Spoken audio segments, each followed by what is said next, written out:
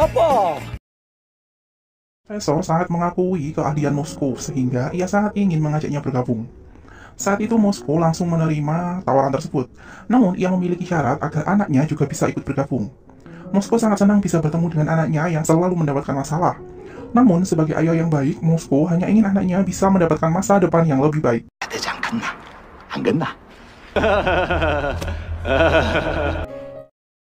Misun dibawa ke toilet oleh Denver. Denver melepaskan 2 tembakan kepada Misun. Tokyo langsung datang, namun itu sudah terlambat. 네가 한 짓이라는 거 다 알아. Kematian Misun membuat Direktur Yongmin semakin dibenci oleh rekan-rekan yang lain.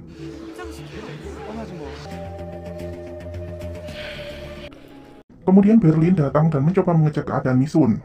Kematian Misun membuat Tokyo sangat kesal, karena seharusnya mereka tetap pada pendirian bahwa tidak boleh ada korban dalam perampokan kali ini. Kemudian Tokyo yang awalnya akan melaporkan hal tersebut kepada profesor, ia akhirnya memilih untuk diam. 제대로 본보기를 보이지 않으면 인질들이 또 선을 넘. 이거 좀 바꿔줘. Dan Rio mendapatkan tugas untuk meretas sinyal smartwatch yang dikirim ke markas polisi untuk mengantisipasi masalah apa yang akan mereka hadapi. Kemudian, Tokyo diam-diam pergi ke sebuah ruangan. Ternyata Tokyo sudah tahu bahwa Misun masih hidup, karena rencana Denver dan Misun hanya untuk mengelabui Berlin saja. Tokyo kemudian merawat luka Misun dengan alat seadanya. Sedangkan Denver sendiri merasa khawatir dengan kondisi Misun. Mereka berdua akan secara bergantian menjaga Misun. Dan untuk melindungi Misun dan anggota yang lain dari Berlin, Tokyo memiliki ide untuk melengsarkan kepemimpinan Berlin. 22세 의대 중퇴생입니다. Di tempat berbeda, Inspektur Wujin dan timnya berhasil mengidentifikasi Rio dari rekaman video yang terkirim dari smartwatch milik Yongmin. Inspektur Wujin kemudian menyelidiki beberapa CCTV sebelum kejadian untuk mencari rekan tim perampok yang lain. Dan saat itu mereka mendapatkan identitas Nairobi. Hal ini membuat Inspektur Wujin dan Kapten Cha bingung kenapa seorang penipu seperti Nairobi masuk ke dalam tim perampokan. Cerita sedikit flashback saat pemilihan ketua tim perampokan. Berlin mencalonkan dirinya karena merasa paling tegas dan bisa mengendalikan anggota yang lain. Saat itu, Moskow juga dicalonkan sebagai ketua, namun Profesor memberi tugas yang lain dan sangat penting untuk Moskow. Profesor sengaja menyuruh para sandera menggali jalur untuk kabur para tim perampok. Namun, sebenarnya di titik tertentu, Moskow juga sudah menyiapkan jalur rahasia untuk timnya. Sehingga ketika perampokan selesai, polisi akan melacak kepergian para perampok melalui jalan yang salah. 물론 당신이 바짝 추격하겠지.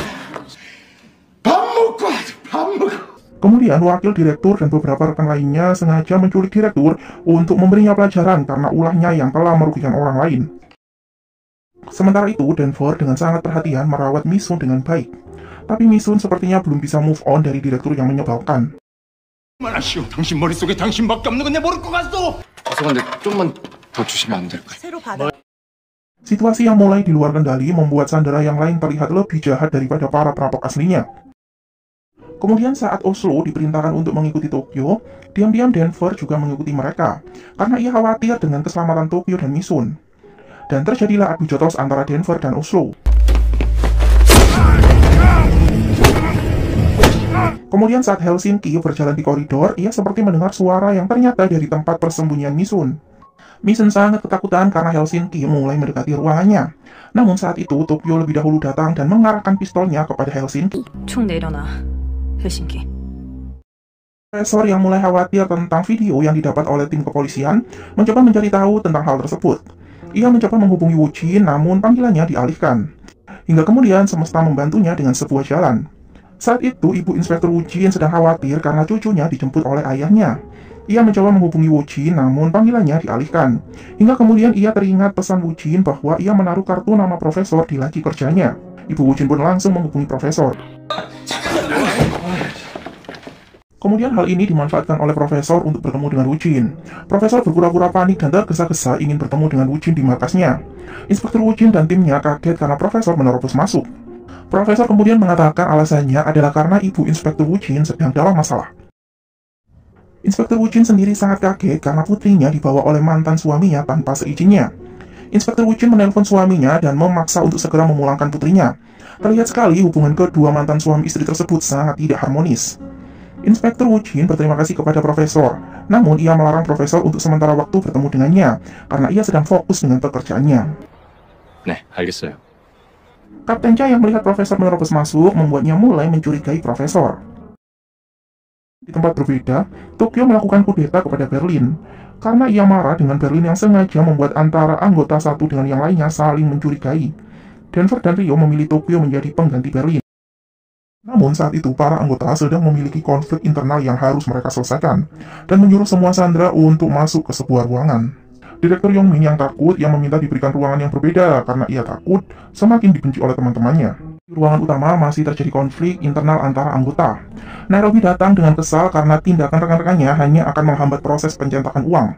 Berlin ingin mengadakan voting memilih pemimpin yang baru. Hanya Helsinki dan Oslo yang masih memihak kepada Berlin, sedangkan Denver dan Rio memilih Tokyo.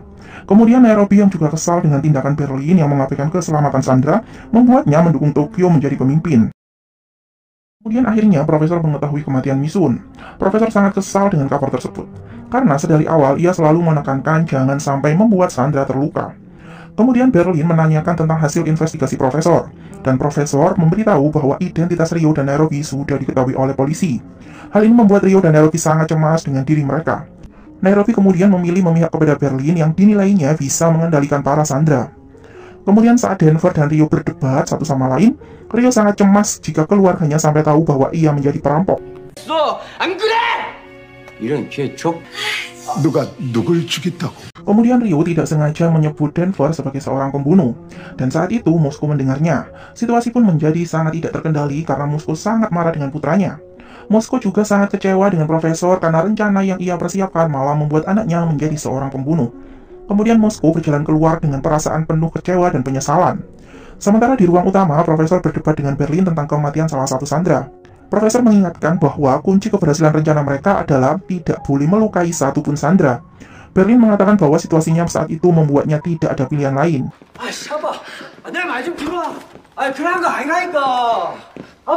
Kemudian saat itu, Rio terkejut melihat pintu utama yang terbuka.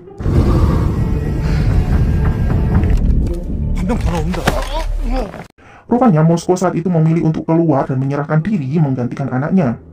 Denver mencoba mencegah Moskow untuk pergi dan mencoba melindunginya. Namun Moskow masih kekeh untuk menyerahkan diri agar hukuman yang ia terima tidak terlalu berat. Denver mencoba mengatakan bahwa ia tidak membunuh siapapun, namun Moskow masih meragukannya. Kemudian Inspektur Wu Jin menyadari bahwa sepertinya dua orang yang sedang keluar tersebut adalah perampok. Kapten Cha kemudian memerintahkan penembak jitu untuk bersiap-siap membidik mereka. 저격조 대기하라. 계획이 있어야 돼, 계획이. Kemudian di ruang utama, Berlin memiliki ide untuk menyelamatkan Moskow dan Denver. Dan saat semua penembak mengarahkan bidikannya kepada Moskow dan Denver dan bersiap-siap akan menangkap mereka, 너희가 강도인 걸 알고 있다. tiba-tiba beberapa perampok lainnya keluar dari pintu utama. Mereka melindungi Moskow dan Denver. Berlin sangat yakin rencananya akan berhasil. Tokyo meminta kepolisian untuk menurunkan senjata mereka. Namun saat itu, Direktur Yongmin sengaja memisahkan diri dan berusaha kabur. Ia memanfaatkan senjata milik Rio yang terlepas saat berdebat dengan Denver. Para anggota yang lain kemudian memilih untuk menuruti Yongmin dan menurunkan senjata mereka. Dan saat itu, Inspektur Wu Jin panik dan didesak untuk mengambil keputusan. Ia pun kemudian memerintahkan untuk menembak perampok yang ternyata adalah Direktur Yongmin.